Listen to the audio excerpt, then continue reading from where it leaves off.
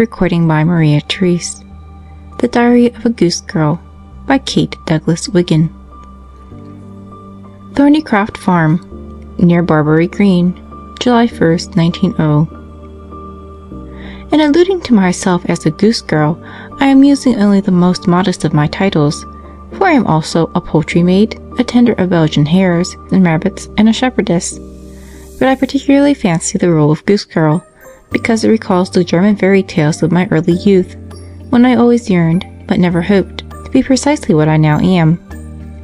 As I was jolting along these charming Sussex roads the other day, a fat buff pony and a tippy cart being my manner of progression, I chanced upon the village of Barbary Green. One glance was enough for any woman, who having eyes to see, could see with them, but I made assurance doubly sure by driving about a little, struggling to conceal my newborn passion from the stable boy who was my escort. Then, it being high noon of a cloudless day, I descended from the trap and said to the astonished yokel, "You may go back to hydropathic. I am spending a month or two here. Wait a moment, I'll send a message, please." I then scribbled a word or two to those having me in custody. "I am very tired of people," the note ran, "and want to rest myself by living a while with things. Address me, if you must, at Barbary Green Post Office, or at all events send me a box of simple clothing here, nothing but shirts and skirts, please. I cannot forget that I am only 20 miles from Oxenbridge, though it might be 120, which is the reason I adore it. But I rely upon you to keep an honorable distance yourselves, and not to divulge my place of retreat to others, especially to you know whom.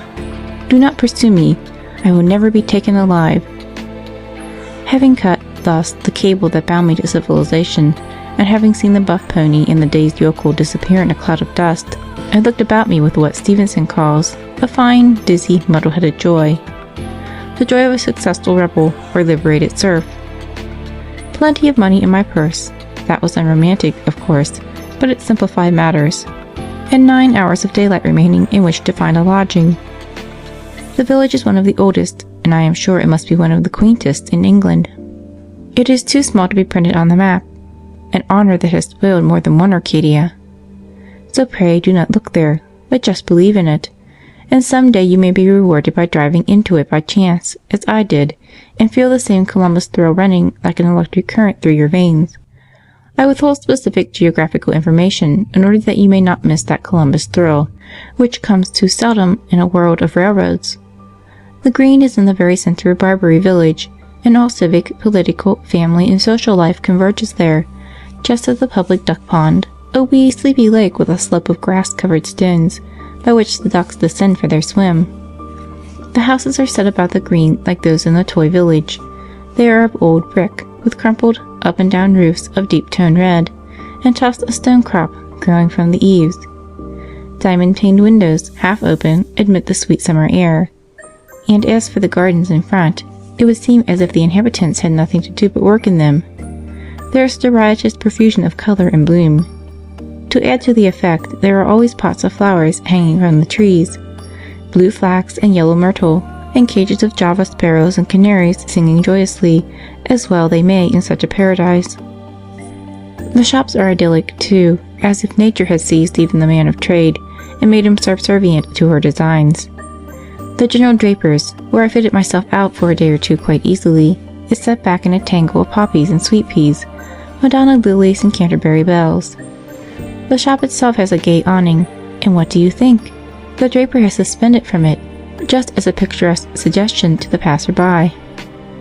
Suggestion, I call it, because I should blush to use the word advertisement in describing anything so dainty and decorative. Well, then, garlands of shoes, if you please. Baby bootlets of bronze, tiny ankle ties in yellow, blue and scarlet kid, glossy patent leather pumps shining in the sun, with festoons of slippers at the corners, flowery slippers in imitation Berlin wool work. If you make this picture in your mind's eye, just add a window above the awning, and over the fringe of marigolds in the window box put the draper's wife, dancing a rosy-cheeked baby. Alas, my words are only black and white, I fear, and this picture needs a palette drenched in primary colors. Along the street, a short distance, is the old watchmaker's. Set in the hedge at the gate is a glass case with Multum in Parvo painted on the woodwork. Within, a little stand of trinkets revolves slowly, as slowly, I imagine, as the current of business in that quiet street. The house stands a trifle back and is covered thickly with ivy, while over the entrance door of the shop is a great round clock, set in a green frame of clustering vine. The hands pointed to one when I passed the watchmaker's garden, with its thicket of fragrant lavender and its murmuring bees. So I went into the sign of the Strong Eye the Arm for some cold luncheon, determining to patronize the running footman at the very next opportunity. Neither of these inns is starred by Baedeker, and this fact adds the last touch of enchantment to the picture. The landlady at the Strong Eye the Arm stabbed me in the heart by telling me that there were no apartments to let in the village, and that she had no private sitting room in the inn. But she speedily healed the wound by saying that I might be accommodated at one of the farmhouses in the vicinity. Did I object to a farmhouse? Then she could cheerfully recommend the Evans farm, only half a mile away. She had understood from Miss Phoebe Evan, who sold her poultry, that they would take one lady lodger if she didn't wish much waiting upon. In my present mood, I was in search of the strenuous life, and eager to wait rather than to be waited upon, so I walked along the edge of the green, wishing that some mentally unbalanced householder would take a sudden fancy to me and ask me to come in and lodge a while.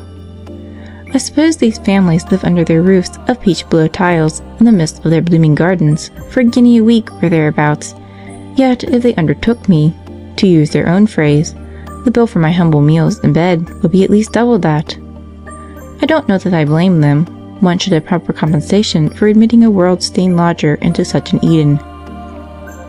When I was searching for rooms a week ago, I chanced upon a pretty cottage where the woman has sometimes let apartments. She showed me the premises and asked me if I would mind taking my meals in her own dining room, where I could be served privately at certain hours, and, since she had but the one sitting room, would I allow her to go on using it occasionally? Also, if I had no special preference, would I take the second-sized bedroom and leave her in possession of the largest one, which permitted her to have the baby's crib by her bedside? She thought I should be quite as comfortable, and it was her opinion that in making arrangements with lodgers, it was a good plan not to break up the home any more than was necessary. Break up the home. That is seemingly the malignant purpose with which I entered Barbury Green. End of chapter 1.